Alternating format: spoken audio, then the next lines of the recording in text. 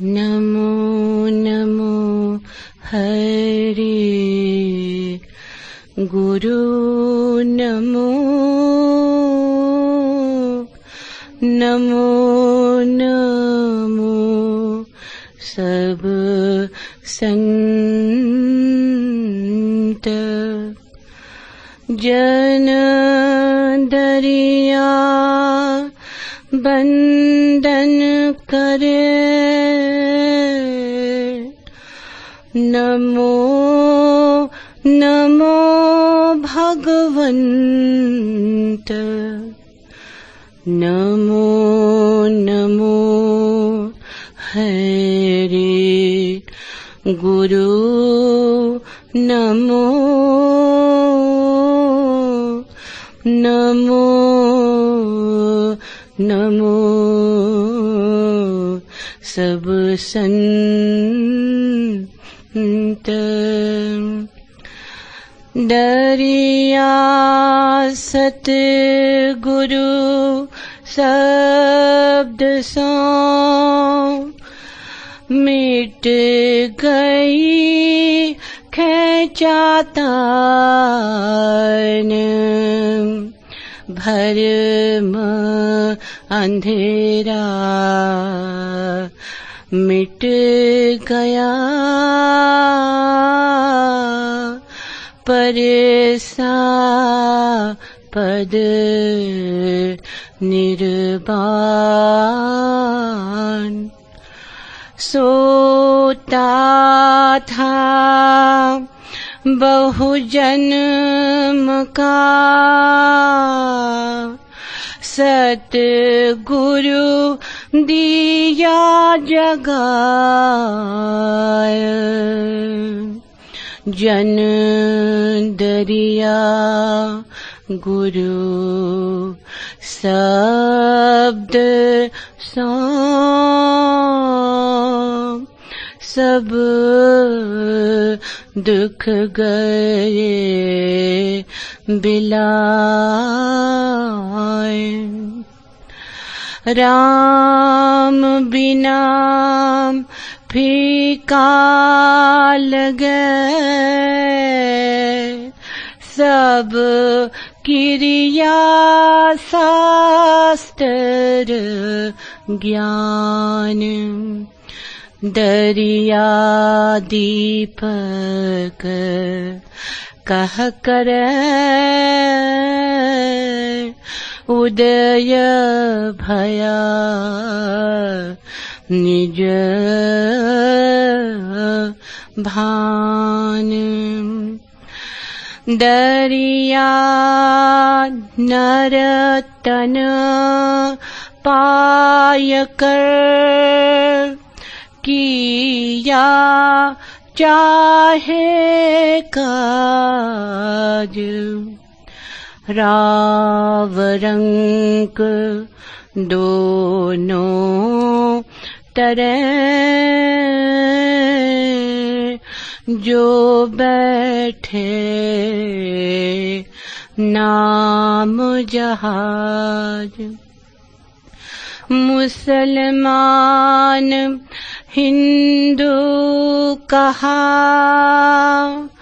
षट दर्शन रंग कराव जन दरिया हरि नाम बिना सब पर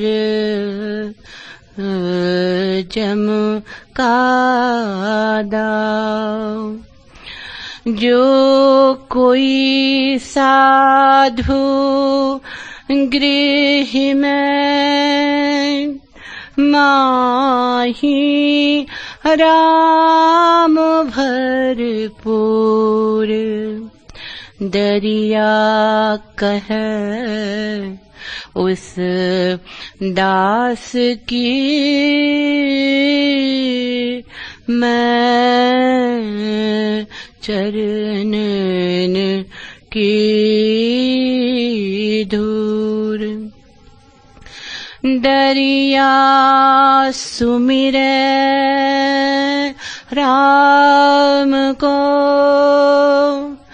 सहज तिमिर का नास। घट भीतर होय चांद ना, परम ज्योति प्रकाश। सतगुरु संगन संचरा, राम नाम और नाही। ते घट मर घट सारी खा, भूत बसे ता माही। दरिया काया कारवी, मौसर है दिन चार। जब लग सांस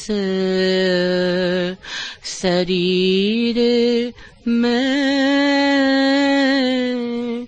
तब लग राम संभार।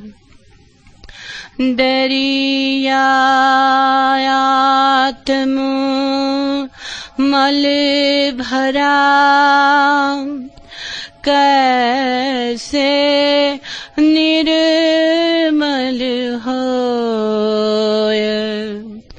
साबन लागे प्रेम का, राम नाम जल धोय। दरिया सुमिरन राम का,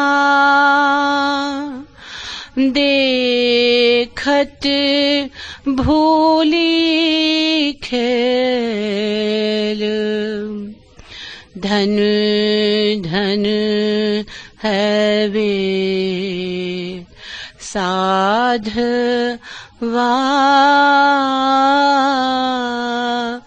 जीन लिया मन मेल। फिरी दुहाही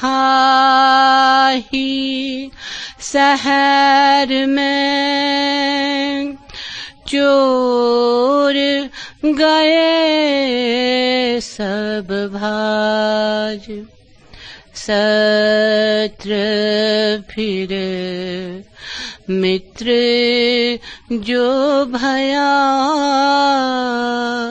हुआ राम का राज।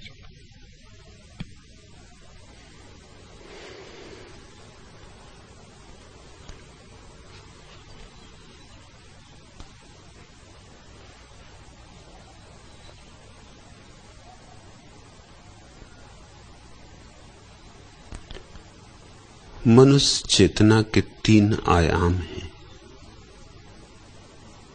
एक आयाम है गणित का, विज्ञान का, गद्य का। दूसरा आयाम है प्रेम का, काव्य का, संगीत का। और तीसरा आयाम है अनिर्वचनीय।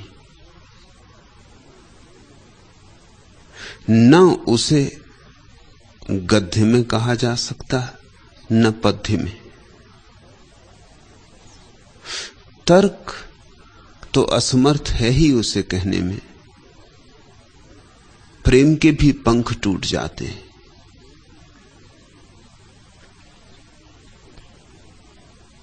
बुद्धि तो छू ही नहीं पाती उसे, हृदय भी पहुंचते पहुंचते रह जाता है।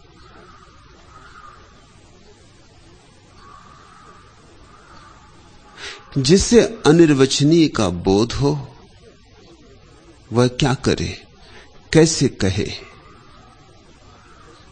अकथ्य को कैसे कथन बनाए।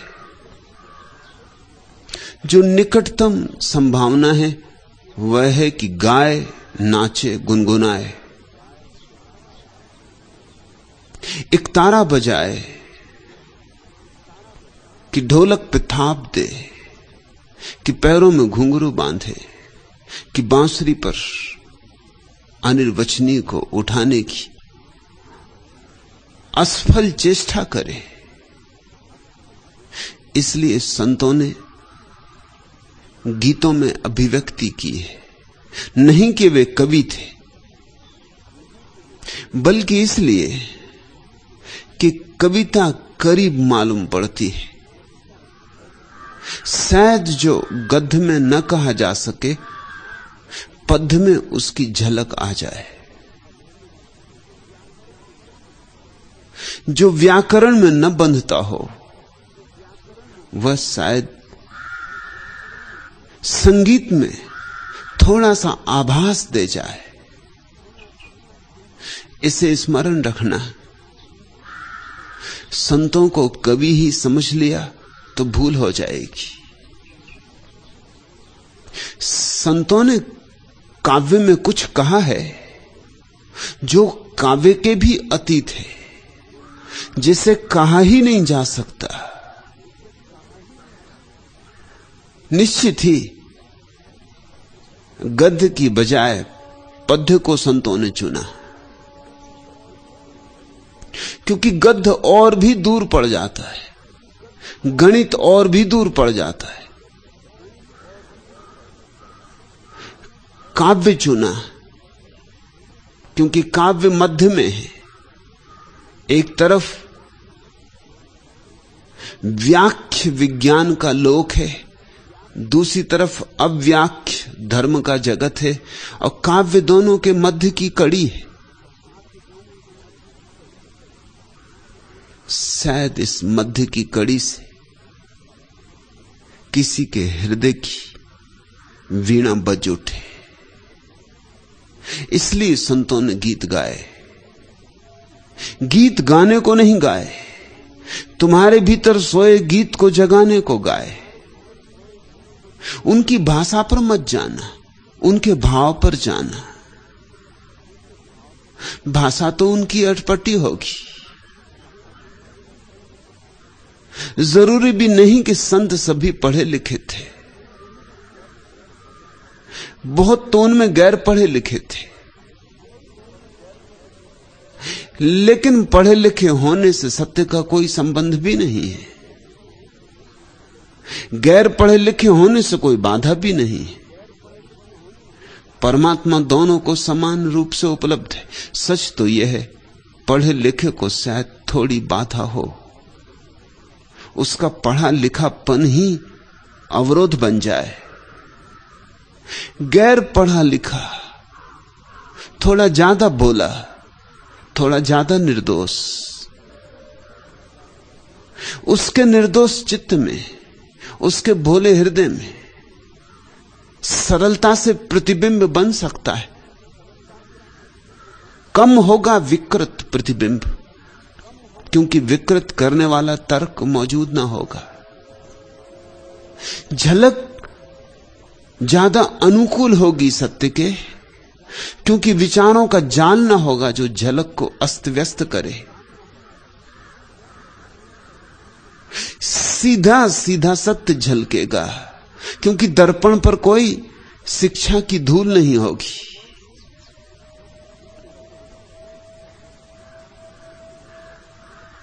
तो भाषा की चिंता मत करना, व्याकरण का हिसाब मत बिठाना, छंद भी उनके ठीक है या नहीं इस विवेचना में भी ना पड़ना, क्योंकि ये तो चूकना हो जाएगा। ये तो व्यर्थ में उलझना हो जाएगा। ये तो गए फूल को देखने, और फूल के रंग और फूल के रसायन और फूल किस जाति का है और किस देश से आया है, इस सारे इतिहास में उलझ गए और भूल ही गए कि फूल तो उसके सौंदर्य में है। गुलाब कहां से आया, क्या फर्क पड़ता है। ऐतिहासिक चित्त इसी चिंता में पड़ जाता है कि गुलाब कहां से आया। आया तो बाहर से, उसका नाम ही कह रहा है। नाम संस्कृत का नहीं है, हिंदी का नहीं। गुल का अर्थ होता है फूल, आब का अर्थ होता है शान, फूल की शान। आया तो ईरान से, बहुत लंबी यात्रा की, लेकिन यह भी पता हो कि ईरान से आया है गुलाब, तो गुलाब के सौंदर्य का थोड़ी इससे कुछ अनुभव होगा।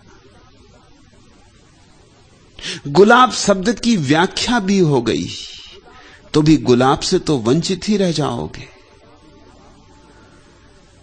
गुलाब की पखुड़ियां तोड़ ली, पखुड़ियां गिन ली, वजन नाप लिया, तोड़ फोड़ करके सारे रसायन खोज लिए, किन किन से मिलके बना, कितनी मिट्टी, कितना पानी, कितना सूरज, तो भी तो गुलाब के सौंदर्य से वंचित रह जाओगे। ये गुलाब को जानने के ढंग नहीं। गुलाब की पहचान तो उन आंखों में होती जो गुलाब के इतिहास में नहीं उलझती, गुलाब की भाषा में नहीं उलझती, गुलाब के विज्ञान में नहीं उलझती, जो सीधे सीधे नाचते हुए गुलाब के साथ नाच सकता है, जो सूरज में उठे गुलाब के साथ उसके सौंदर्य को पी सकता है, जो भूल ही सकता है अपने को गुलाब में, डुबा सकता है अपने को गुलाब में, और गुलाब को अपने में डूब जाने दे सकता है, वही जानेगा।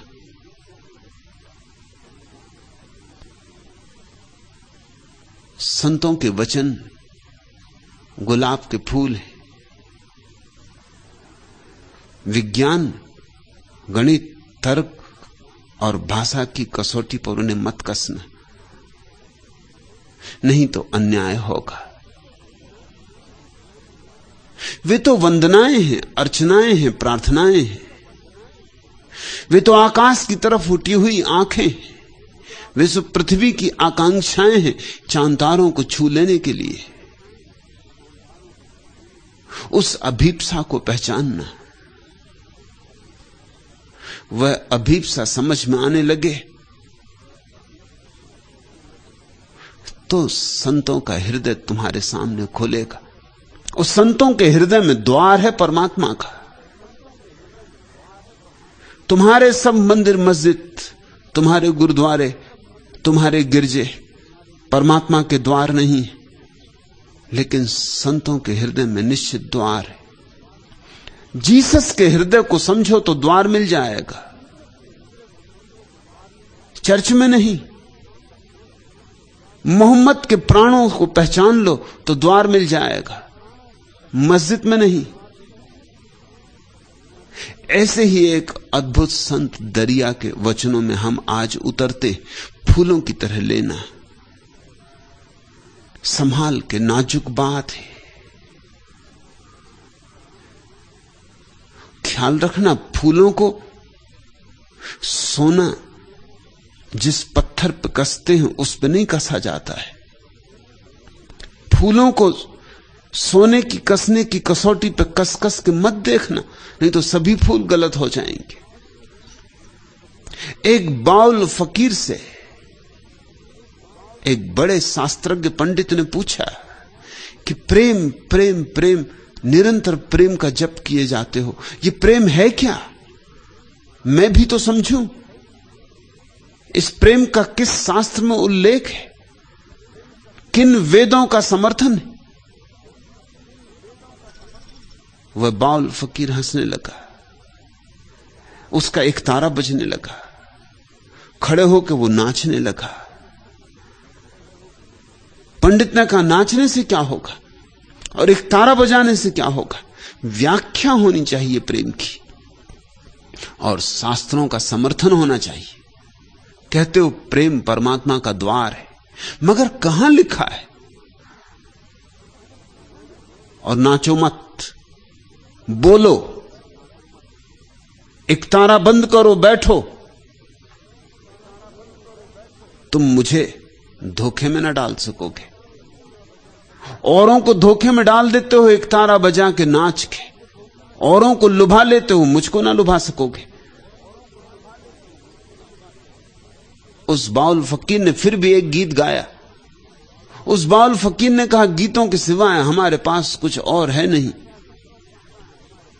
यही गीत हमारे वेद, यही गीत हमारे उपनिषद, यही गीत हमारे कुरान।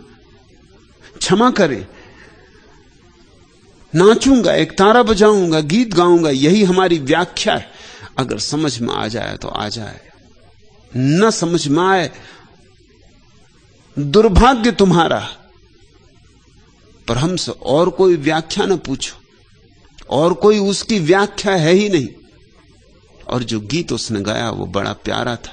गीत का अर्थ था, एक बार एक सुनार एक माली के पास आया और कहा कि तेरे फूलों की बड़ी प्रशंसा सुनी, तो मैं आज कसने आया हूं कि फूल सच्चे हैं, असली हैं या नकली हैं। मैं अपने सोने के कसने के पत्थर को ले आया हूं। और वह सुनार उस गरीब माली के गुलाबों को पत्थर पर कस कस के फेंकने लगा कि सब झूठे, कोई सच्चे नहीं। उस बाउल फकीर ने कहा, जो उस गरीब माली के प्राणों पर गुजरी, वही तुम्हें देख के मेरे प्राणों पर गुजर रही है। तुम प्रेम की व्याख्या पूछते हो और मैं प्रेम नाच रहा हूं। अंधे हो तुम प्रेम के लिए शास्त्रीय समर्थन पूछते हो और मैं प्रेम को संगीत दे रहा हूं। बहरे हो तुम, मगर अधिक लोग अंधे, अधिक लोग बहरे। दरिया के साथ अन्याय मत करना, यह मेरी पहली प्रार्थना। ये सीधे साधे शब्द हैं पर बड़े गहरे। जितने सीधे साधे उतने गहरे।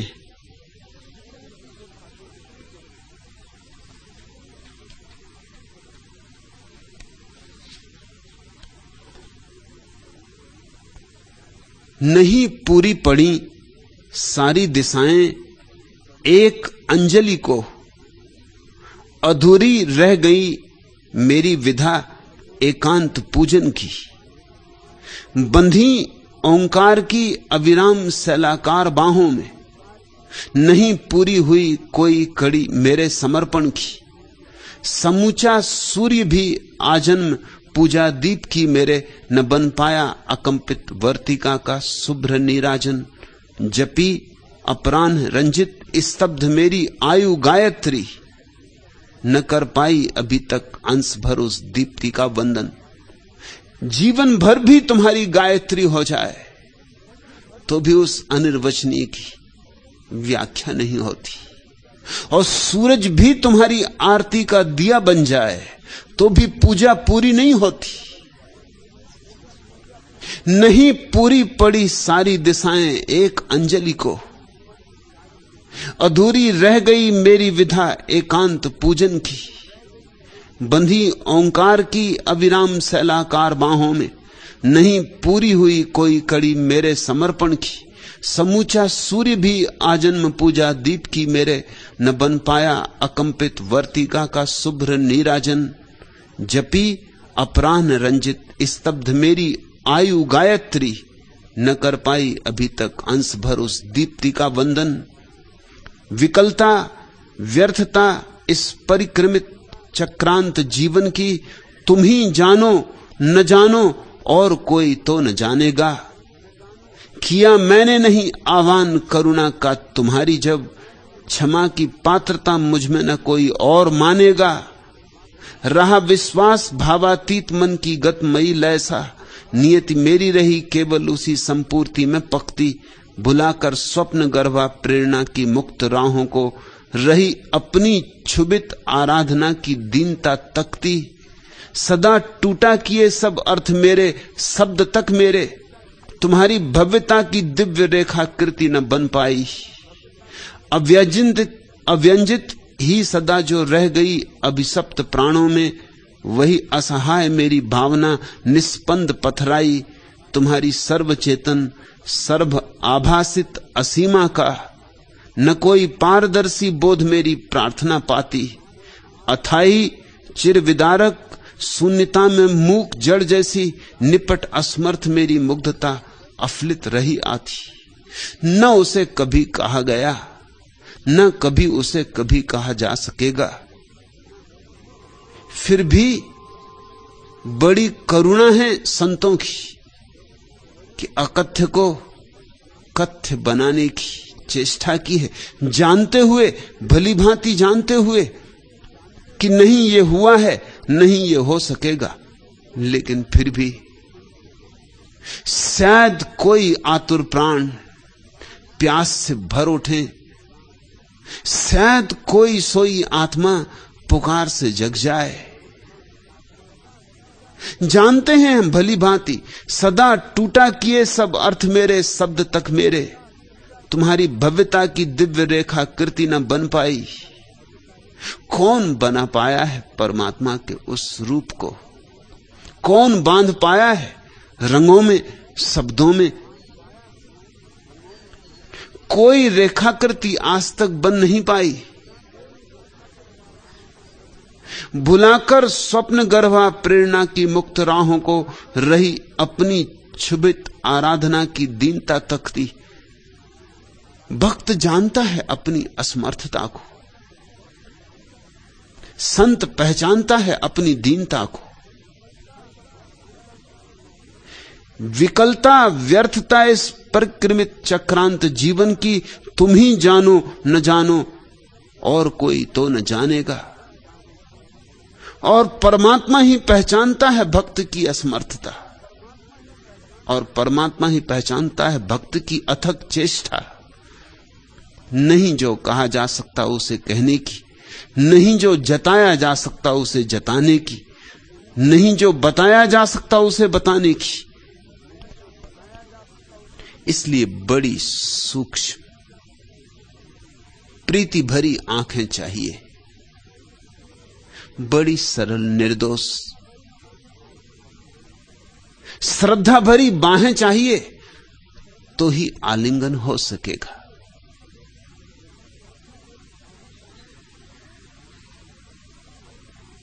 नमो नमो हरि गुरु नमो, नमो नमो सब संत, जन दरिया बंदन करे, नमो नमो भगवंत। दरिया कहते हैं पहला नमन गुरु को, और गुरु को हरि कहते। नमो नमो हरि गुरु नमो, यह दोनों अर्थों में सही है। पहला अर्थ कि गुरु भगवान है, और दूसरा अर्थ कि भगवान ही गुरु है। गुरु से जो बोल जाता है वह वही है जिसे तुम खोजने चले हो। वह तुम्हारे भीतर भी बैठा है, उतना ही जितना गुरु के भीतर, लेकिन तुम्हें अभी बोध नहीं, तुम्हें अभी उसकी पहचान नहीं। गुरु के दर्पण में अपनी छवि को देखकर पहचान हो जाएगी। गुरु तुमसे वही कहता है जो तुम्हारे भीतर बैठा हरि भी तुमसे कहना चाहता है, मगर तुम सुनते नहीं, भीतर की नहीं सुनते, तो शायद बाहर की सुन लो। बाहर की तुम्हारी आदत है, तुम्हारे कान बाहर की सुनने से परिचित है, तुम्हारी आंखें बाहर को देखने में निष्णात है, भीतर तो क्या देखोगे? भीतर तो आंख कैसे मोड़ें ये कला ही नहीं आती, और भीतर तो कैसे सुनोगे?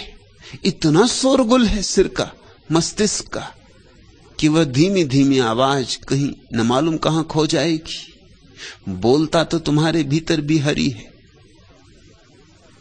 लेकिन पहले तुम्हें बाहर के हरि को सुनना पड़े, थोड़ी पहचान होने लगे, थोड़ा संगसांत होने लगे, थोड़ा रस उभरने लगे, तो जो बाहर तुमने सुना है एक दिन वही भीतर तुम्हें सुनाई पड़ जाएगा।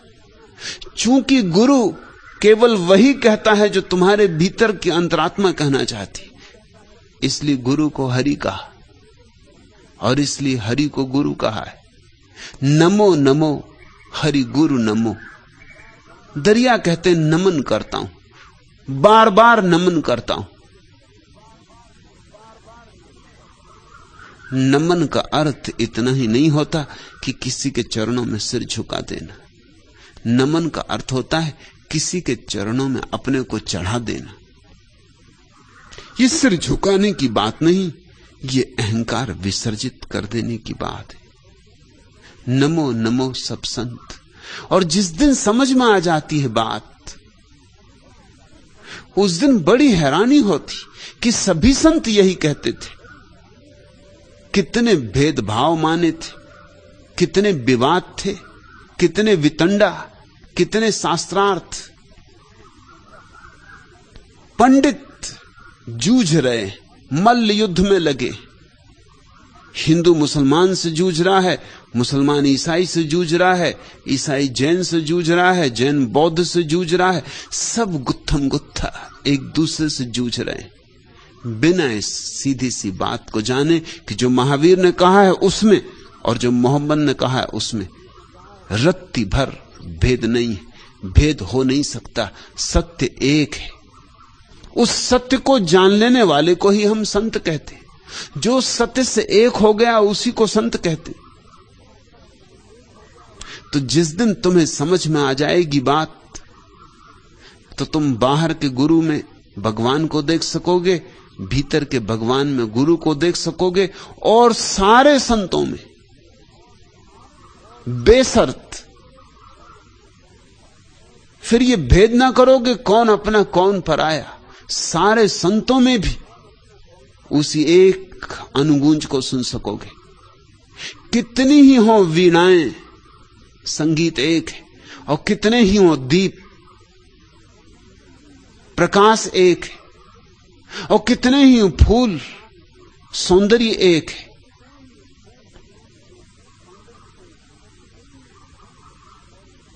गुलाब में भी वही, और जूही में भी वही, चंपा में भी वही, और चमेली में भी वही।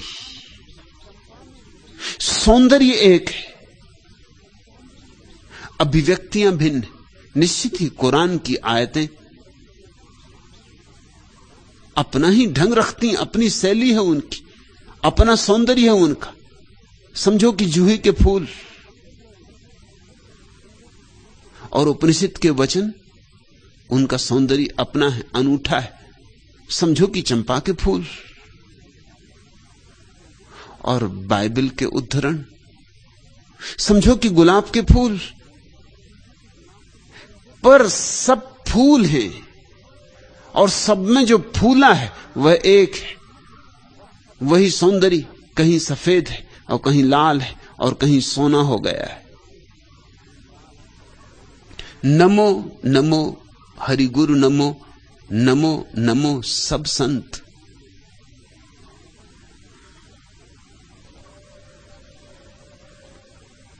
जन दरिया बंधन करे, नमो नमो भगवंत। और दरिया कहते हैं जिस दिन ऐसा दिखाई पड़ा कि बाहर भी वही, भीतर भी वही, और सारे संतों में भी वही, फिर अंततः ये भी दिखाई पड़ा कि जो संत नहीं है उनमें भी वही। पहचान बढ़ती गई, गहरी होती चली गई। जन दरिया बंधन करे। अब तो दरिया कहते हैं कि मैं इसकी चिंता नहीं करता किसको बंधन करना, सिर्फ बंधन करता हूं। नमो नमो भगवंत। अब यह भी फिक्र नहीं करता कि संत है कोई कि असंत है कोई, अच्छा है कि बुरा है कोई। पहले दिखाई पड़ा था कि फूलों में वही है, अब कांटों में भी वही दिखाई पड़ता है। हीरों में दिखाई पड़ा था, अब कंकड़ पत्थरों में वही दिखाई पड़ता है।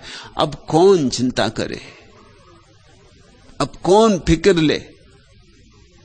अब तो सिर्फ बंधन करता हूं, सभी दिशाओं में बंधन करता हूं। सभी मंदिर मस्जिद गुरुद्वारे मेरे। अच्छों की तो बात ही छोड़ दो, बुरों में भी वही है। उसके अतिरिक्त कोई और है ही नहीं। इसलिए अब तो वंदन ही बचा। अब तो झुक झुक पड़ता हूं। अब तो वृक्ष हो तो पत्थर हो तो उसकी छवि हर जगह पहचान आ जाती। दरिया सतगुरु शब्द सो मिट गई खेचातान। बड़ी खेचातानी में रहा हूं कि कौन सही कौन गलत, कौन शुभ कौन अशुभ, किस मंदिर जाऊं, किस मूर्ति की पूजा करूं, किस शास्त्र को पकड़ूं, कौन सी नाव पर सवार हूं, कैसे भवसागर पार होगा। बड़ी खेचातान थी। दरिया सतगुरु शब्द सो, लेकिन एक बार सदगुरु का शब्द सुन लिया कि मिट गई खेचातान, कि सारी खेचातान ही मिट गई, क्योंकि उस गुरु के एक शब्द में ही सारे गुरुओं के शब्द समाये हुए। एक गुरु में सारे गुरु मौजूद हैं, जो हुए, जो हैं, जो होंगे। एक गुरु में सारे गुरु मौजूद हैं। भरम अंधेरा मिट गया, परसा पद निर्वाण। एक शब्द भी कान में पड़ जाए सत्य का, एक रोशनी की किरण प्रविष्ट हो जाए तुम्हारे अंधकारपूर्ण ग्रह में, तुम्हारे हृदय में एक चोट पड़ जाए, तुम्हारा हृदय झंकार उठे एक बार सिर्फ, बस काफी। भरम अंधेरा मिट गया। उसी क्षण मिट जाता है सारा अंधकार, भ्रम का, माया का, मोह का। परसा पद निर्वाण। उसी क्षण उस महत पद का छूना हो जाता, हाथ में आ जाता है, स्पर्श हो जाता निर्वाण का।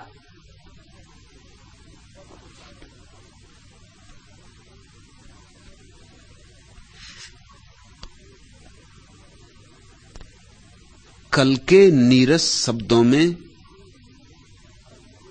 करनी है बात आज की, अभिव्यक्ति भावना अपनी भाषा में समाज की। है विवश किंतु कर देता कवि को उसका ही स्वर। माना कहना है कठिन किंतु है मौन कठिनतर। कविता साधन ही नहीं, साधना साध्य सभी कुछ। मंदिर, वंदना, प्रसाद और आराध्य सभी कुछ। भ्रम है कहना निर्माण किया कविता का कवि ने। रचना की थी या जगा दिया कमलों को रवि ने। यह दूर हटा दो शब्दकोश, है व्यर्थ खोजना। इस मुद्रित पुस्तक में यह जागृत शब्द योजना। मेरी कविता का आस है तुम इस क्षण से पूछो। सुन सको प्रतिध्वनि मन में यदि तो मन से पूछो। मिल सकता तुमसे यदि मैं इतनी दूर न होता। शब्दों का आश्रय लेने पे मजबूर न होता।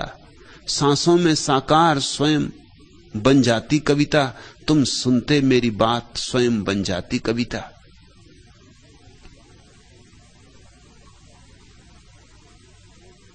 सद्गुरु के शब्द तो वे ही हैं जो समाज के शब्द हैं, और कहना है उसे कुछ जिसका समाज को कोई पता नहीं। भाषा तो उसकी वही है जो सदियों सदियों से चली आई है, जरा जीर्ण धूल धूसरित। लेकिन कहना है उसे कुछ ऐसा नित्य नूतन, जैसे सुबह की अभी ताजी ताजी ओस, कि सुबह की सूरज की पहली पहली किरण। पुराने शब्द बासे सड़े गले, सदियों सदियों चले थके मांदे, उनमें उसे डालना है प्राण,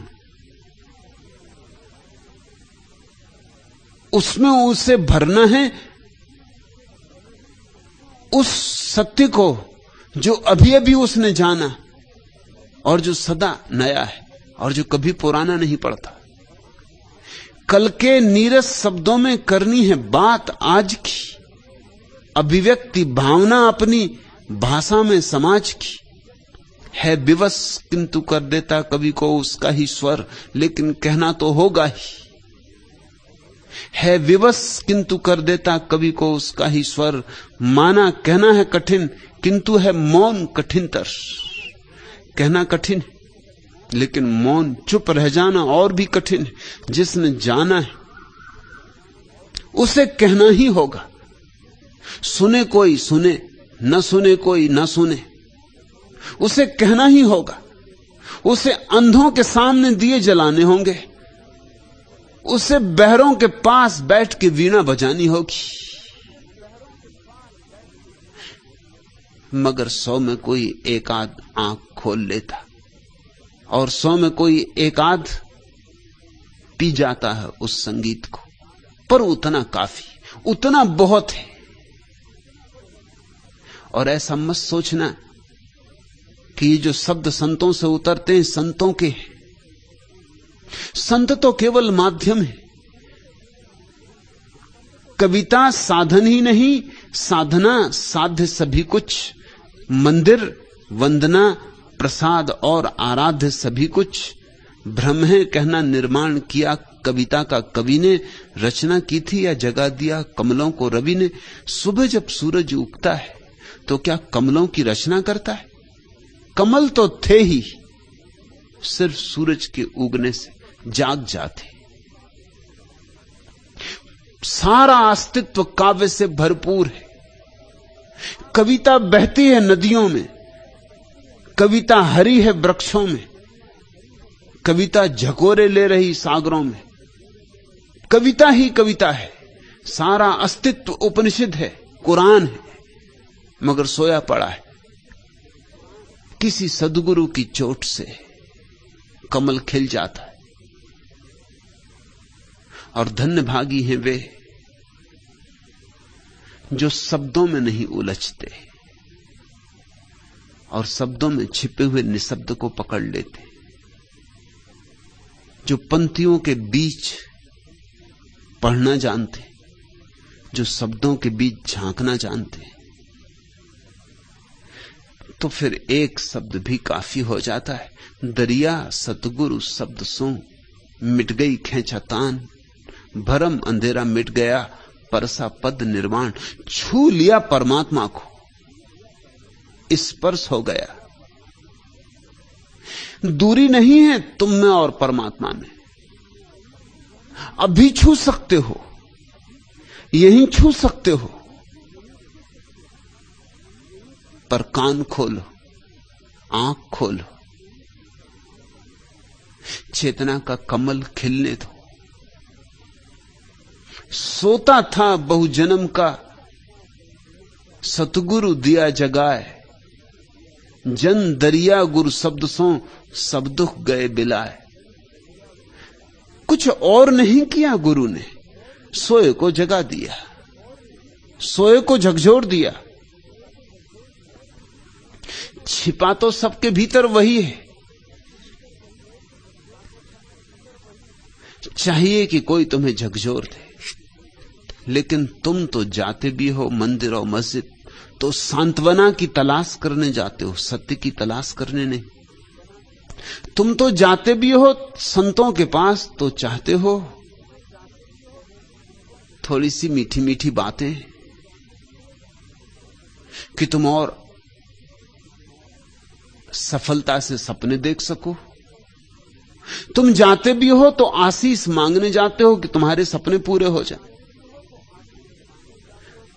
और जो तुम्हें आशीष दे देते होंगे वे तुम्हें प्रीतिकर भी लगते होंगे, और जो तुम्हारी पीठ ठोंक देते होंगे और कहते होंगे तुम बड़े पुण्यात्मा हो, और कहते होंगे कि तुमने मंदिर बनाया और धर्मशाला बनाई और तुम कुंभ भी हो आए और हज की यात्रा कर ली, अब और क्या करने को शेष है? परमात्मा तुमसे प्रसन्न है, तुम्हारा स्वर्ग निश्चित है। जो तुमसे ऐसी झूठी बातें, व्यर्थ की बातें कह देते हो, वे तुम्हें प्रीतिकर भी लगते होंगे। झूठ अक्सर मीठे होते। एक तो झूठ है, तो अगर कड़वे हो तो कौन स्वीकार करेगा? झूठ पर मिठास चढ़ानी पड़ती, सांत्वना की मिठास। सत्य कड़वे होते क्योंकि सत्य तुम्हें सांत्वना नहीं देते, बल्कि तुम्हें जगाते। और हो सकता है कि तुम अपनी नींद में बड़े प्यारे सपने देख रहे हो, तो जगाने वाला दुश्मन मालूम पड़े। सद्गुरु सदा ही कठोर मालूम पड़ेगा।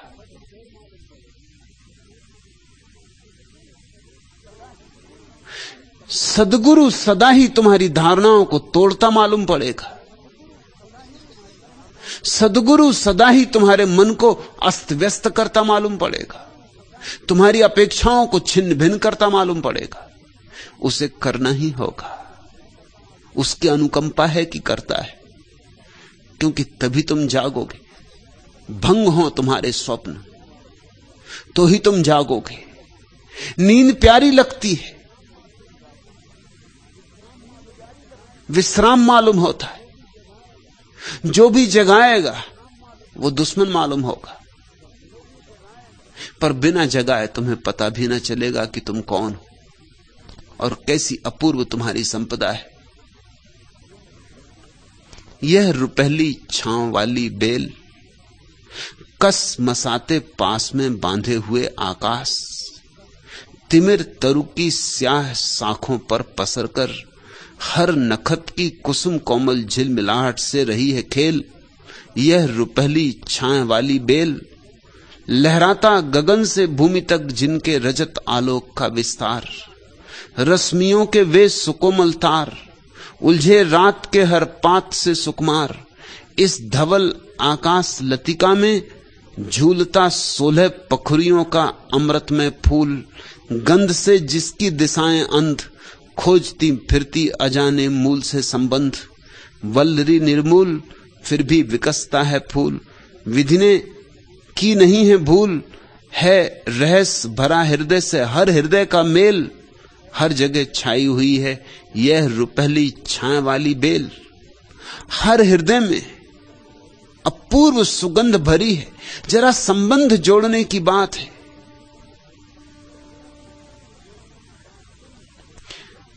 तुम कस्तूरी मृग हो, कस्तूरा हो,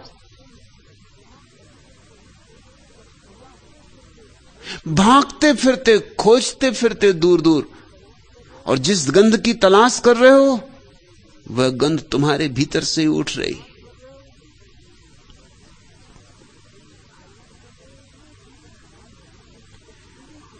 उस कस्तूरे के तुम मालिक हो।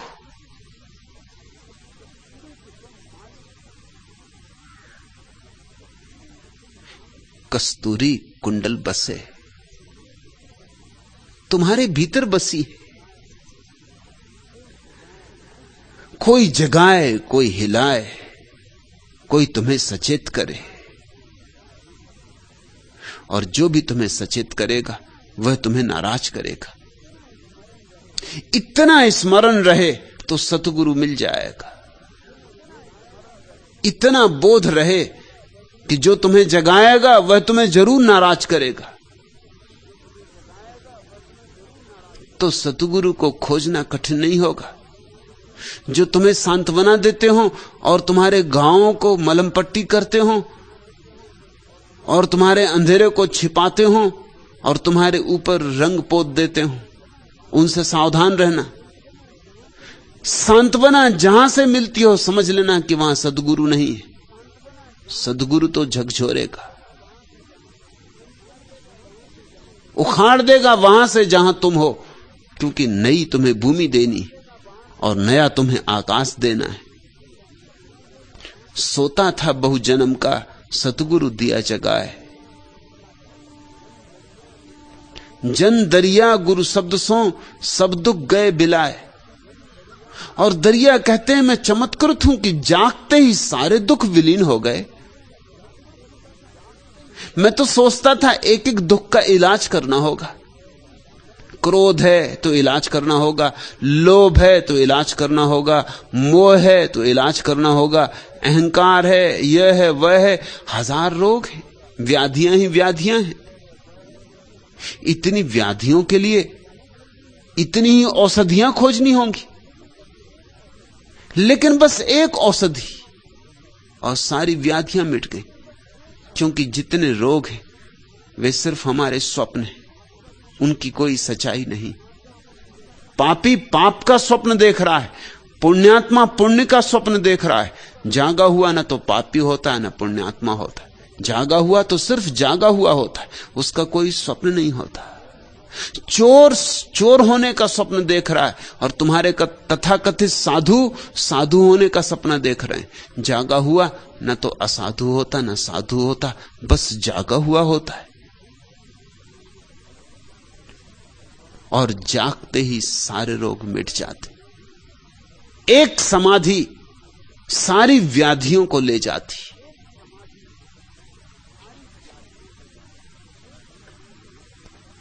पंख मेरे तू कृति हर बार, नभ केवल प्रतीक्षा। तू उमड़ बढ़ वक्र में अपने गगन को घेर, उस अनियमित काल गति में सत्य अपने हेर। फूंक अपनी तीव्र गति से उस मरण में प्राण, दे निरर्थक कल्पनोपरि को धरा के मान। तू कृति सौंदर्य का कर शून्य भी स्वीकार, तू रचा आकार नभ केवल प्रतीक्षा। उठ नए विश्वास से बंजर धरा को गोड़, बधिर नभ के मौन को किलकारियों से फोड़। ज्योति के निस्तब्ध तारों में गुंजा दे गान, जिस तरफ उड़ जाए तू खिल जाए वह वीरान। तू कृति है गीत का कर मौन भी स्वीकार, गा बहा रसधार नभ केवल प्रतीक्षा। ये तुले डैने अप्रतिहत व्योम में छा जाएं, मर्म लघु के संतुलन में व्रत के पा जाएं। उधर विघ्नों की चुनौती इधर हट निर्माण, फहर अंबर चीर कर ओ धरा के अभिमान।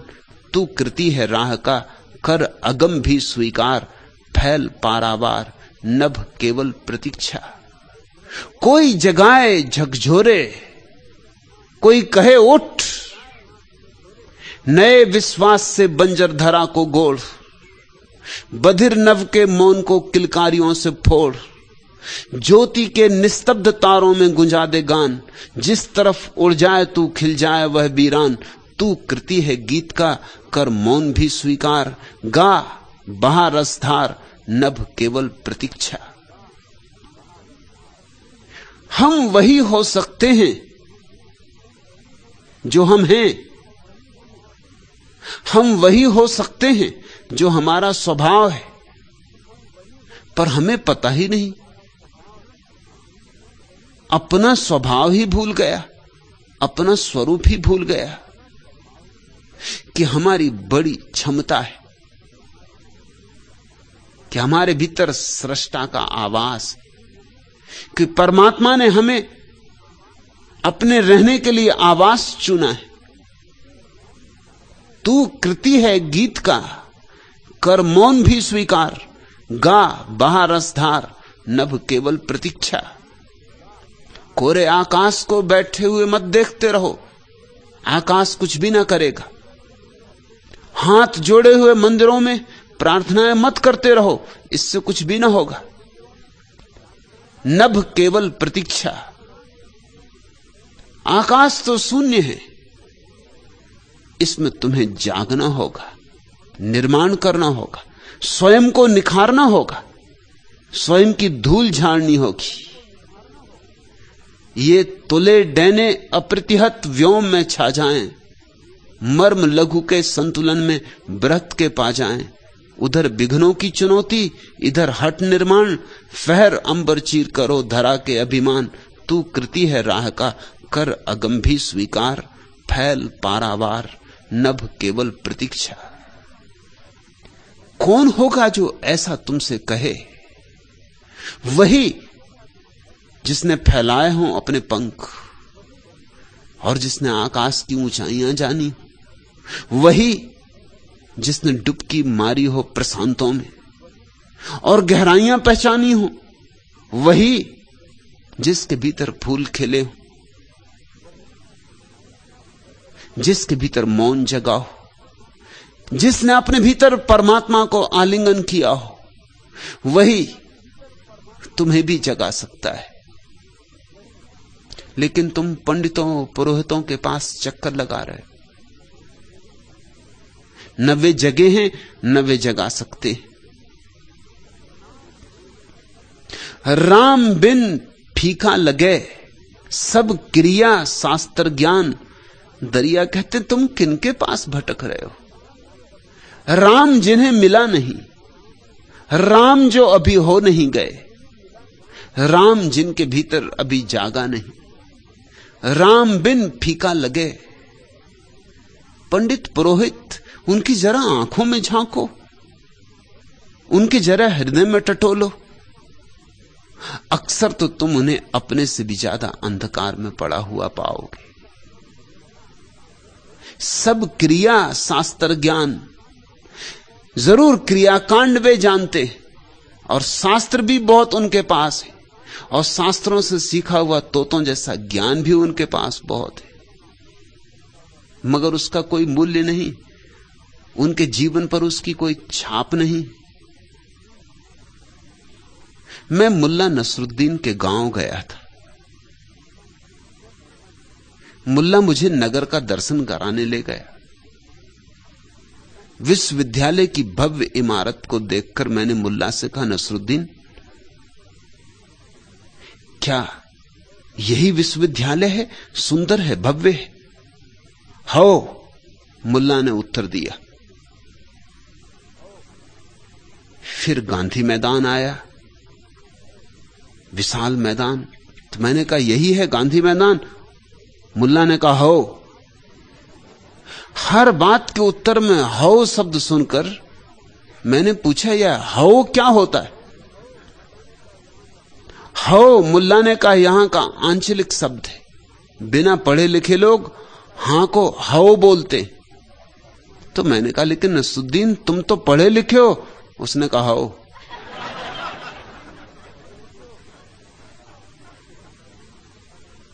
पढ़े लिखे होने से क्या होगा? शास्त्र ऊपर ही ऊपर रह जाते, तुम्हारे अंतर को नहीं छू पाते। क्रियाकांड जड़ होते। तुम रोज दोहरा लो गायत्री, मगर तोतों जैसी होती। एक नौ रईस ने, नए नए हुए रईस ने अपने मेहमानों का स्वागत करने के लिए अपने नौकर मुल्ला नसरुद्दीन को सिखाया कि वे जब भी कोई चीज मंगाएं तो वह पहले पूछ ले कि किस किस्म की चीज लाए। जैसे अगर वे कहें कि पान लाओ, तो नौकर को तुरंत मेहमानों के सामने पूछना चाहिए, हुजूर कौन सा पान, मगही या बनारसी, महोबा या कपूरी, ताकि रोब बंध जाए मेहमान पर, क्योंकि साधारण रईस नहीं, सब तरह के पान उपलब्ध हैं घर में। एक दिन मेहमानों के लिए उन्होंने शरबत मंगाया, तो हुक्म के मुताबिक मुल्ला नसरुद्दीन ने तुरंत लिस्ट दोहराई, कौन सा शरबत लाऊं हुजूर, खस का या अनार का, केवड़े का या बादाम का। शरबत पीकर जब मेहमान विदा लेने लगे तो सौजन्यवश बोले, आपके पिताजी के दर्शन किए बहुत दिन हो गए, क्या हम उनके दर्शन कर सकते? नौ रईस ने मुल्ला से कहा, जा मुल्ला, पिताजी को बुला ला।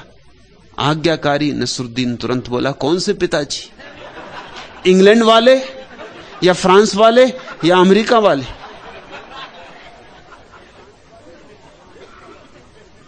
क्रियाकांड में उलझा हुआ आदमी इससे ज्यादा ऊपर नहीं उठ पाता। सब थोथा थोथा, समझ नहीं होती क्या कर रहा है। जैसा बताया है वैसा कर रहा है। कितनी आरती उतारनी उतनी आरती उतार देता है, कितने चक्कर लगाने मूर्ति के उतने चक्कर लगा लेता है, कितने फूल चढ़ाने उतने फूल चढ़ा देता है, कितने मंत्र जपने उतने मंत्र जप लेता है, कितनी माला फेरनी उतनी माला फेर देता है। लेकिन हृदय का कहीं भी संस्पर्श नहीं है और न कहीं कोई बोध है। राम बिना फीका लगे, दरिया ठीक कहते हैं, जब तक भीतर का राम न जगे या किसी जागे हुए राम के साथ संग साथ ना हो जाए, तब तक सब फीका है। सब क्रिया शास्त्र ज्ञान, दरिया दीपक कह करे उदा भया निज भान। और जब अपने भीतर ही सूरज उगाता है तो फिर बाहर के दियों की कोई जरूरत नहीं रह जाती, न शास्त्र की जरूरत रह जाती, न क्रियाकांडों की जरूरत रह जाती। जब अपना ही बोध हो जाता है तो फिर आवश्यक नहीं होता कि हम दूसरों के उधार बोध को ढोते फिरें। दरिया दीपक कह करे उदय भया निज भान। दरिया कहता है अब तो कोई जरूरत नहीं। अब उपनिषद कुछ कहते हो तो कहते रहें, ठीक ही कहते हैं। कुरान कुछ कहती हो तो कहती रहे, ठीक ही कहती है। अपना ही कुरान जग गया, अपने ही भीतर आयतें खिलने लगी, अपने भीतर ही उपनिषद पैदा होने लगे। सद्गुरु सिद्धांत नहीं देता, सद्गुरु जागरण देता है। सद्गुरु शास्त्र नहीं देता, स्वबोध देता है। सद्गुरु क्रियाकांड नहीं देता, स्वानुभूति देता है, समाधि देता है। दरिया नर्तन पाकर किया चाहे काज, राव रंग दोनों तरह जो बैठे नाम जहाज।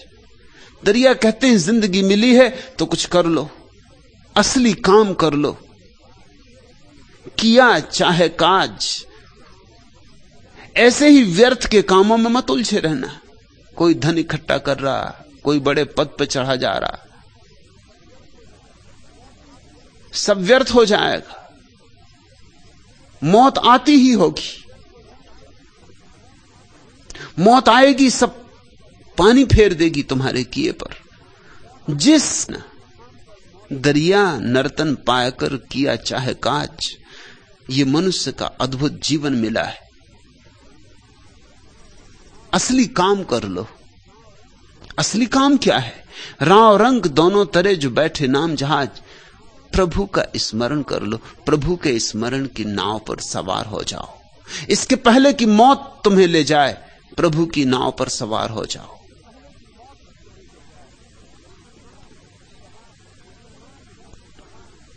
मुसलमान हिंदू कहा सट दर्शन रंग राव, जन दरिया हरिनाम बिन सब पर जम का दाव। और ख्याल रखना, मौत फिक्र नहीं करती कि तुम हिंदू हो, फिक्र नहीं करती कि गरीब हो कि अमीर, और मौत फिक्र नहीं करती कि चपरासी हो कि राष्ट्रपति। कोई फर्क नहीं पड़ता।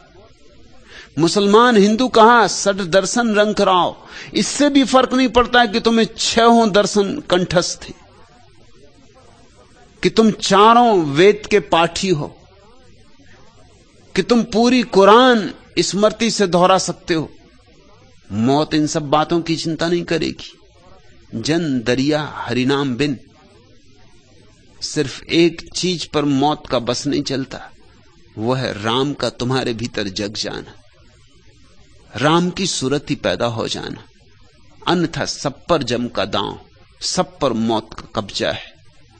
सिर्फ राम अमृत है, बाकी सब मरण धर्मा है।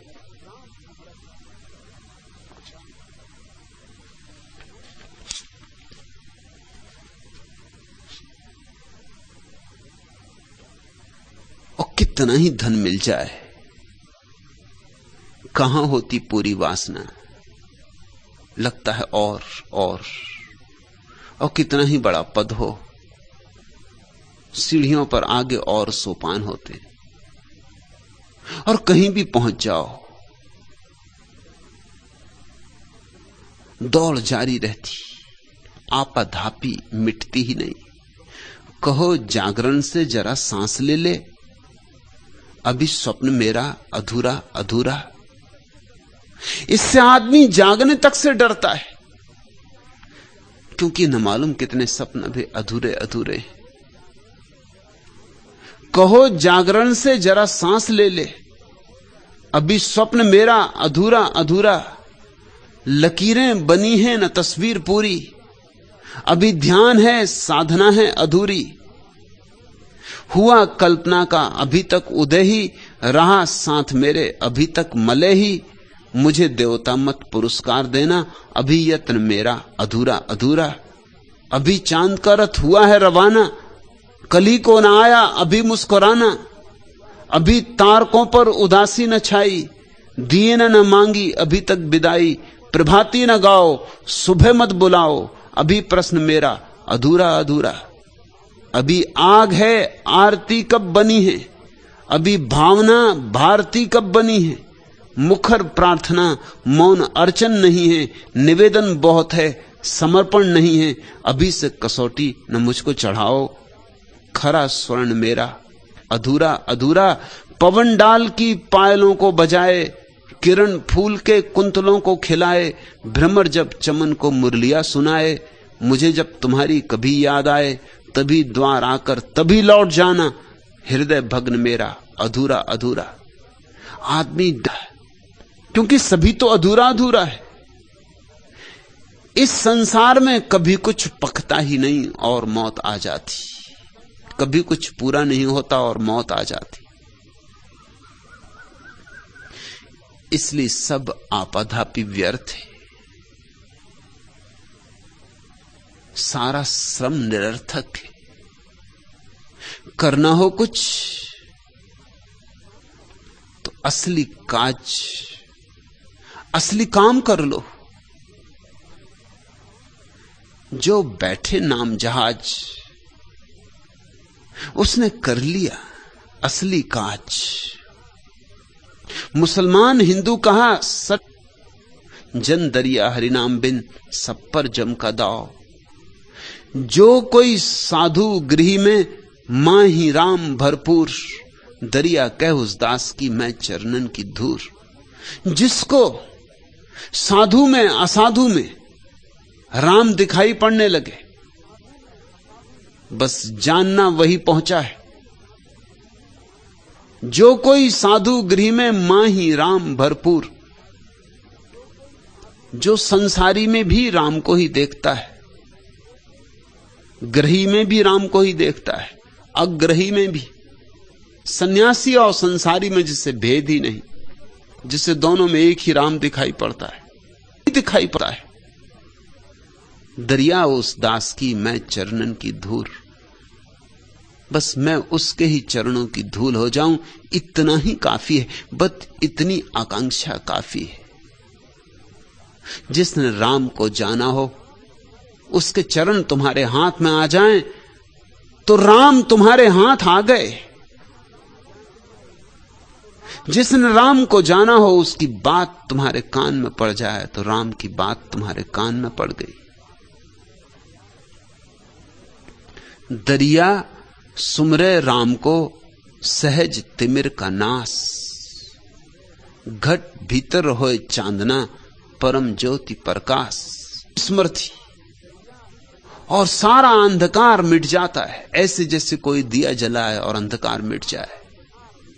इस बात को खूब ध्यान में रख लेना। तुम्हें बार बार उल्टी ही बात समझाई जाती रही, तुम्हें निरंतर नीति की शिक्षा दी गई और धर्म से तुम्हें वंचित रखा गया है। नीति की इतनी शिक्षा दी गई है कि धीरे धीरे तुम नीति को ही धर्म समझने लगे हो। नीति और धर्म बड़े विपरीत आयाम। नीति का अर्थ होता है एक एक बीमारी से लड़ो। नीति का अर्थ होता है क्रोध है तो अक्रोध साधो, और लोभ है तो अलोभ साधो, और आसक्ति है तो अनासक्ति साधो। और धर्म का अर्थ होता है सारी बीमारियों की जड़ को काट दो। जड़ है तुम्हारी सोई अवस्था, तुम्हारी मूर्छित अवस्था, उस जड़ को काट दो। जाग जाओ और सारी बीमारियां तिरोहित हो जाती। नीति है अंधेरे से लड़ना, इधर से धकाओ उधर से धकाओ, लेकिन अंधेरा कहीं धकाने से मिटता है। दिए को जलाओ, धर्म का अर्थ है दिए को जलाओ, अंधेरे की बात ही छोड़ो। मुझसे लोग आके पूछते हैं क्रोध कैसे मिटे, लोग सभी को एक ही उत्तर देता हूं, ध्यान करो। एक दिन एक व्यक्ति ने पूछा क्रोध कैसे मिटे, मैंने कहा ध्यान करो। वो बैठी था, तभी दूसरे ने पूछा कि लोभ कैसे मिटे, मैंने कहा ध्यान करो। पहला वाला बोला कि रुके, यही तो आपने मुझे भी कहा, और मेरी बीमारी क्रोध और इसकी बीमारी लोभ, इलाज एक कैसे हो सकता है?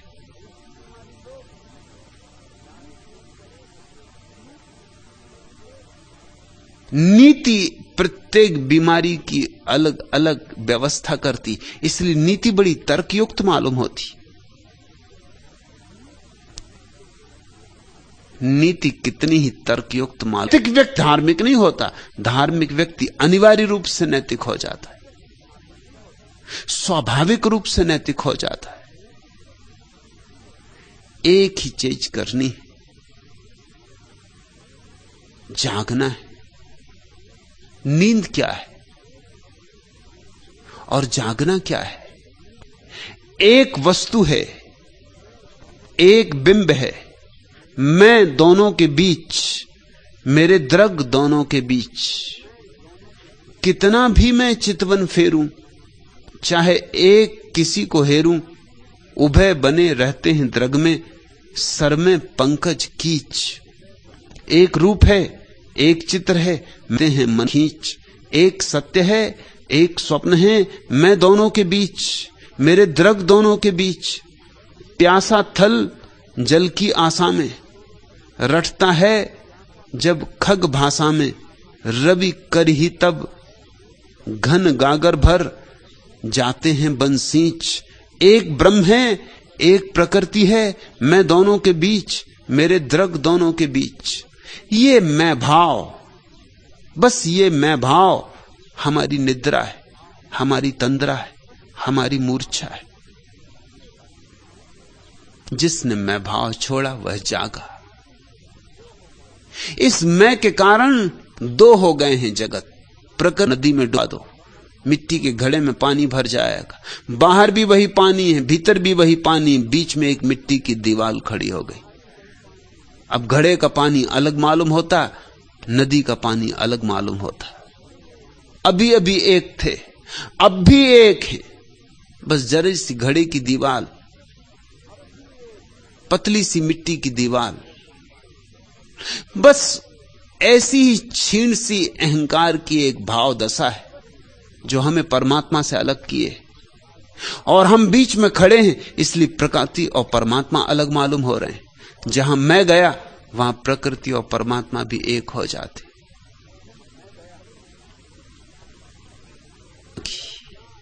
अहंकार खोए तो ही याद आए, या तो मैं या तू। याद रखना, दोनों साथ नहीं रह सकते। सूफी फकीर जलालुद्दीन की कविता तुम्हें याद दिलाऊं। प्रेमी ने अपने प्रेसी के द्वार पर दस्तक दी है, भीतर से आवाज आई, कौन है? प्रेमी ने कहा, मैं हूं तेरा प्रेमी। पहचाना नहीं, लेकिन प्रेसी ने भीतर से कहा, यह घर छोटा है, प्रेम का घर छोटा है, इसमें दो ना समा सकेंगे। लौट जाओ, अभी तैयारी करके आना। उगे और डूबे वर्ष माह बीते, धीरे धीरे धीरे धीरे धीरे मैं भाव को मिटाया मिटाया मिटाया, और जब मैं भाव मिट गया फिर द्वार पर दस्तक दी। वही प्रश्न, कौन है? लेकिन प्रेमी ने इस बार कहा, तू ही है, तू ही बाहर, तू ही भीतर। और रूमी की कविता कहती, द्वार खुल गए। जहां एक बचा वहां द्वार खुल जाएंगे। जब तक दो हैं तब तक अड़चन है। दुई ही हमारी मैं मिटे, ये अहंकार का अंधकार मिटे तो चांद भीतर उगाता है। घट भीतर हो चांदना, चांदनी ही चांदनी हो जाती, चांद की चांदी ही चांदी बिखर जाती। परम ज्योति प्रकाश, और उस ज्योति का अनुभव होता है जो शाश्वत है, बिन बाती बिन तेल। न तो उसकी कोई बाती है और न कोई तेल, इसलिए चुकने का कोई सवाल नहीं, बुझने का कोई सवाल नहीं। सतगुरु संग न संचरा, राम नाम उरनाई, ते घट मरघट सारिखा। जो व्यक्ति सतगुरु की हवा में श्वास न लिया,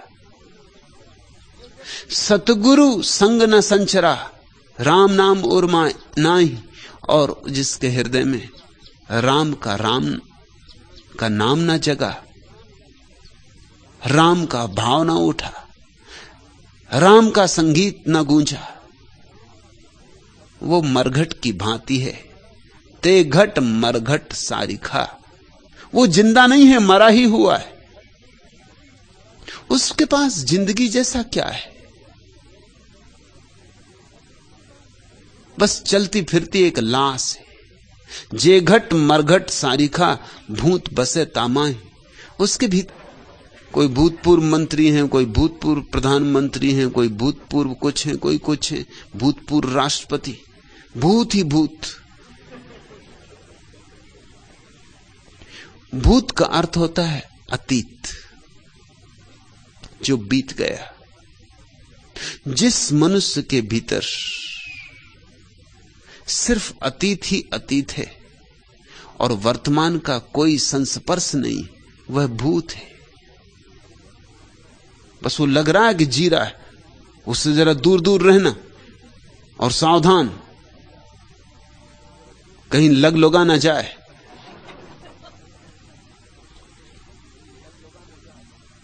अरे कल जो बीत गए हैं उनको इकट्ठा करता रहता है। मन है ही क्या सिवाय स्मृति के, और स्मृति यानी भूत। अतीत से छोड़ो नाता, वर्तमान से जोड़ो। काश एक क्षण को भी तुम्हारे भीतर भूत ना रह जाए। भूत नहीं रहेगा तो उसकी छाया जो पड़ती भविष्य, वो भी नहीं रहेगी। भविष्य भूत की छाया है। भूत गया, भविष्य गया, तब रह जाता है शुद्ध वर्तमान। हीरे जैसा दमकता और चमकता यह क्षण। सदगुरु अब सिर्फ अभी और यही है। सदगुरु शुद्ध वर्तमान है। न पीछे की तरफ देखता है, न आगे की तरफ, बस यहीं ठहरा हुआ है। इस क्षण के अतिरिक्त उसकी कोई और चिंतना नहीं। और तुम जानते हो, अगर यही क्षण हो तो विचार नहीं हो सकते। विचार या तो अतीत के होते हैं या भविष्य के होते हैं। वर्तमान का कोई विचार ही नहीं होता। इस महत्वपूर्ण बात को कुंजी की तरह संभाल कर रखना। वर्तमान का कोई विचार नहीं होता। वर्तमान में कोई विचार नहीं होता, जिसकी वासना है। लेकिन वर्तमान का क्या विचार? वर्तमान निर्विचार होता है, और निर्विचार हो जाना ही सत्संग है। ऐसे किसी व्यक्ति के पास अगर बैठते रहे जो निर्विचार है, जिसके भीतर सन्नाटा है और शून्य है, तो शून्य संक्रामक है। उसके पास बैठते बैठते शून्य की बीमारी लग जाएगी। तुम्हारे भीतर भी सन्नाटा छाने लगेगा।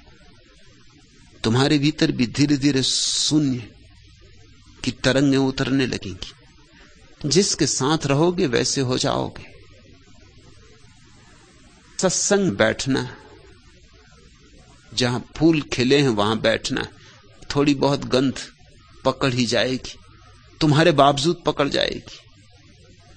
और वही गंध तुम्हें अपने भीतर की गंध के मूल स्रोत की स्मृति दिलाएगी।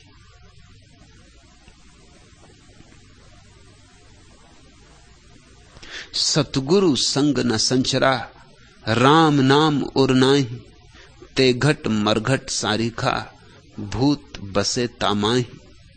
दरिया काया कारवी, मौसर है दिन सा चार, जब लग सांस शरीर में तब लग राम संभार।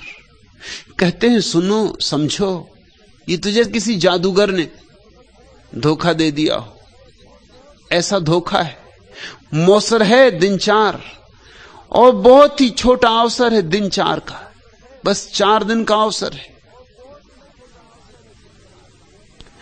जब लग सांस शरीर में तब लग राम संभार। इन छोटे से दिनों में, इन थोड़े से समय में, इन 4 दिनों में राम को संभाल लो। जब तक सांस शरीर में, और अंत क्षण तक स्मरण रखना, जब तक श्वास रहे शरीर में तब तक राम को भूलना मत।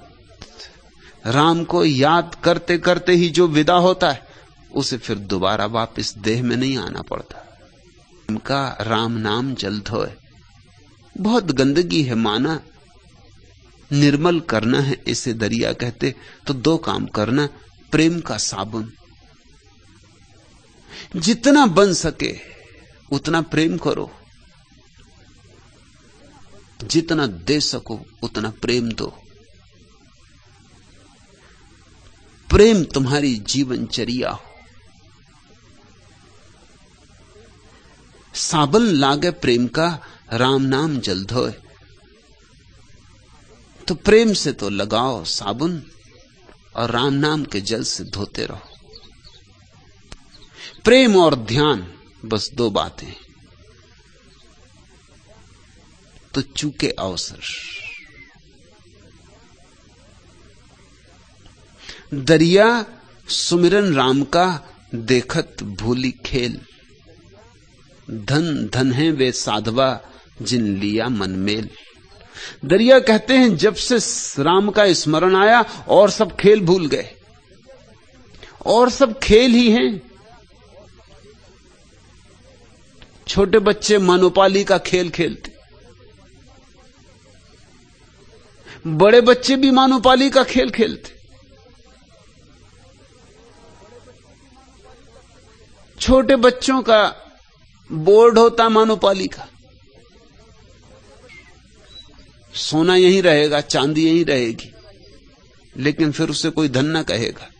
हीरे भी पड़े रहेंगे, कंकड़ पत्थरों में हीरों में कोई भेद ना रहेगा। कोहिनूर और कोहिनूर के पास पड़ा हुआ कंकड़, दोनों में कोई मूल्य भेद नहीं होगा। आदमी मूल्य भेद खड़ा करता है। सब मूल्य भेद आदमी के निर्मित हैं, बनाए हुए, कल्पित हैं। दरिया सुमिरन राम का, देखत भूली खेल। और कैसे कैसे खेल चल रहे हैं।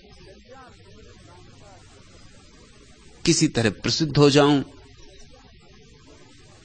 लोग मुझे जान लें, लोगों में नाम हो, प्रतिष्ठा हो, सब खेल है। याद करो, वैज्ञानिक कहते हैं जिस जगह तुम बैठे हो वहां कम से कम 10 आदमियों की लाशें गड़ी। इतने लोग जमीन पर रह चुके कि अब तो हर जगह मरघट है। बस्तियां कई बार बस चुकी और उजड़ चुकी। कई बार मरघट बस्तियां बन गए और बस्तियां मरघट बन गई।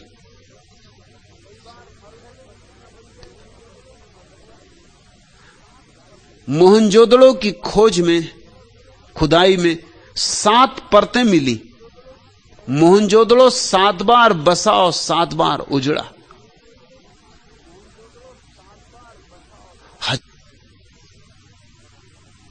फिर भी खेल नहीं छूटते।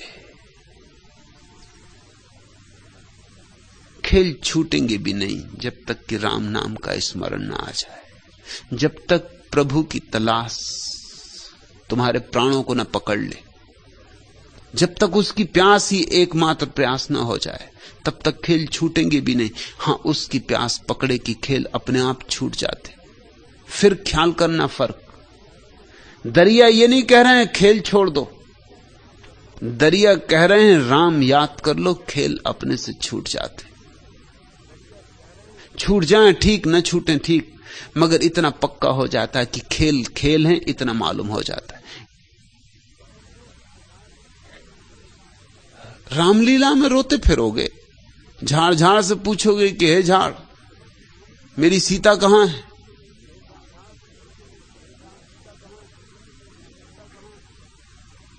और जैसे ही पर्दा गिरा कि भागे घर की तरफ, क्योंकि वहां दूसरा सन्यासी जो अभिनय परमात्मा दे दे कर लेता है। अगर उसने कहा कि चलो दुकानदार बनो तो दुकानदार बन गए, और उसने कहा कि शिक्षक बनो तो शिक्षक बन गए, और उसने कहा कि स्टेशन मास्टर बन जाओ तो स्टेशन मास्टर बन गए। ले ली झंडी और बताने लगे। मगर अगर एक बात याद बनी रहे कि खेल उसका, हम सिर्फ खेल खेल रहे। जब उसका बुलावा आ जाएगा कि अब लौट आओ घर, पर्दा गिर जाएगा, घंटी बज जाएगी, घर वापस लौट जाएंगे। खेल छोड़ने की ही बात नहीं है, खेल को खेल जानने में ही उस खेल ही है तो जाना कहां है। तो बच्चे थे, पत्नी थी, द्वार घर सब ठीक था, खेल था, चुपचाप खेलता रहता। छोड़ के भागा तो एक बात तो पक्की है कि उसने खेल को खेल न माना, बहुत असली मान लिया। अब ये भाग के जाएगा कहां? वो जो असली मानने वाली बुद्धि है वो तो साथ ही जाएगी ना। मन तो छूट नहीं जाएगा, घर छूट जाएगा, पत्नी छूट जाएगी, मगर पत्नी और घर को असली मानने वाला मन ये कहीं जाके आश्रम बना लेगा तो आश्रम का खेल खेलेगा। मेरे एक मित्र है, उनको मकान बनाने का शौक। तब मैं उस जगह से गुजरा जहां वो रहते थे, पहाड़ी पर। तो मैंने कहा कि जरा मोड़ तो होगा, 10-12 मील का चक्कर लगेगा, लेकिन जरा देखता चलूं कि वो कर क्या रहे हैं। हाबी का क्या हुआ? हाबी जारी थी, छाता लगाए, भर दोपहरी में खड़े थे। मैंने पूछा क्या कर रहे हो? उन्होंने कहा आश्रम बनवा रहे। अब आश्रम बन रहा है, वही का वही आदमी, वही का वही खेल। तो मैंने कहा तुम वहीं से क्यों आए? ये काम तो तुम वहीं करते थे। और सच पूछो तो जब तुम मित्रों के मकान बनवाते थे तो उसमें कम आसक्ति थी, ये तुम अपना आश्रम बनवा रहे हो, इसमें आसक्ति और ज्यादा हो जाएगी। बस बात खत्म हो गई। फिर जहां हो वहीं विश्राम हो गया, फिर जैसे हो वहीं संन्यास्त हो गए।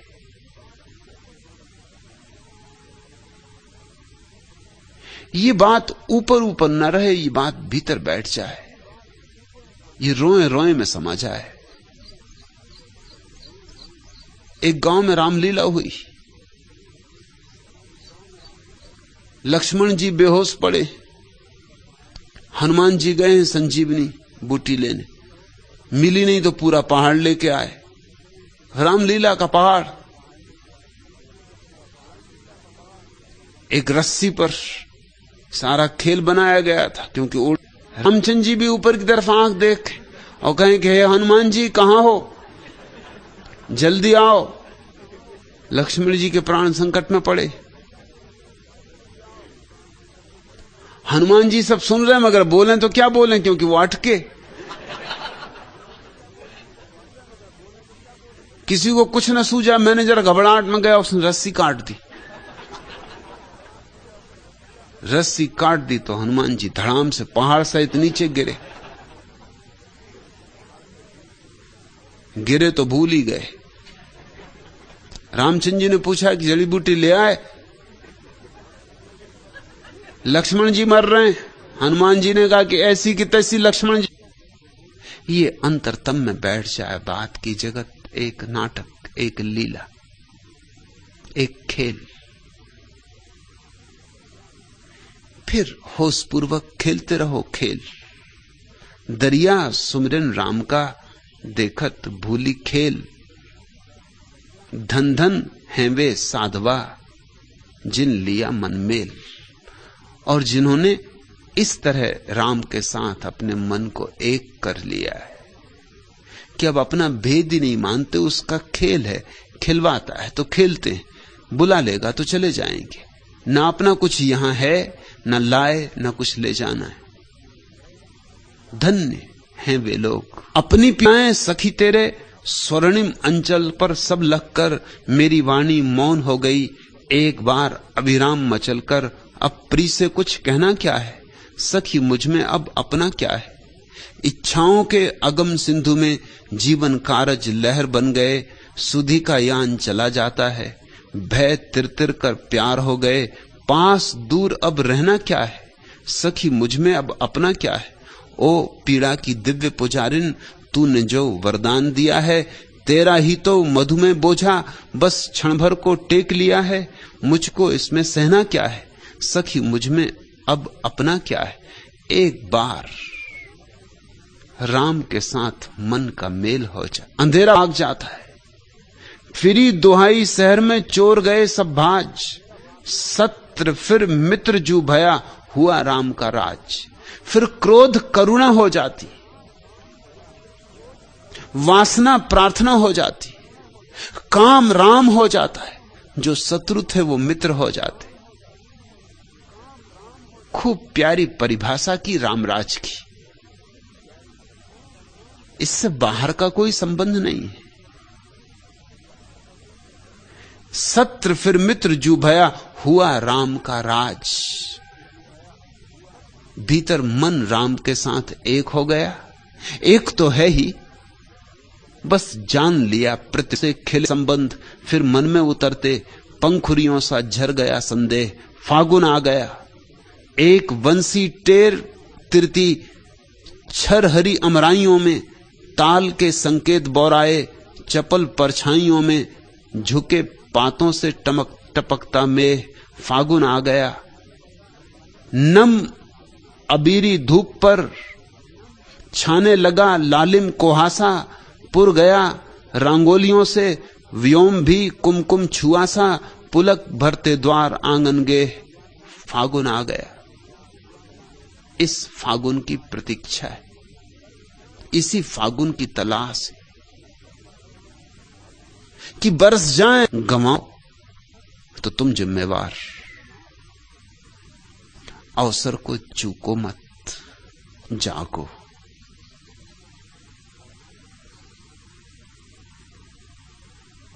अमी झरत बिकसत कमल, दरिया कहते हैं अमृत बरसता है और कमल खिलते हैं। आज इतना है।